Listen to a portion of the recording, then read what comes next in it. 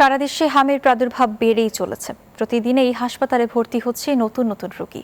বাড়তি রোগীর চিকিৎসা দিতে হিমশিম অবস্থা চিকিৎসকদের। শুক্রবার রাজধানীর ডিএনসিসির কোভিড হাসপাতালে হামজনিত জটিলতায় ভর্তি হয়েছে 290 জন শিশু। এর মধ্যে আশঙ্কাজনক অবস্থায় আইসিইউতে আছে 42 জন। হাসপাতালগুলোতে সুস্থ হয়ে বাড়ি ফেরার চেয়ে ভর্তি রোগীর সংখ্যাই বেশি। ঘনবসতিপূর্ণ এলাকা হওয়ায় সবচেয়ে বেশি রোগী শনাক্ত হচ্ছে ঢাকায়। এদিকে গতকালও সারা দেশে প্রাণ হারিয়েছে আরও 7 শিশু।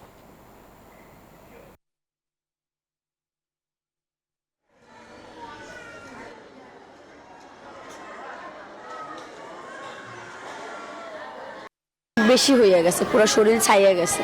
পরে বলতেছেন এটা হাম হয়েছে, পরে ভর্তি করেন। তোরা কয়ে আপনার হাম হচ্ছে, আপনার সামনে যান, আমরা তো চিনি না। পরে বলছে ওখানে যা জিজ্ঞেস করেন কোন হাসপাতাল। পরে এখানে আসছি আমরা। গতকালকে আমার বাবু খুব সিরিয়াস ছিল, যে ও এমন সিরিয়াস ছিল যে যেটা আমরা ভীষণ চিন্তিত ছিলাম, কিন্তু এখন গতকালকে থেকে এখন একটু ভালো।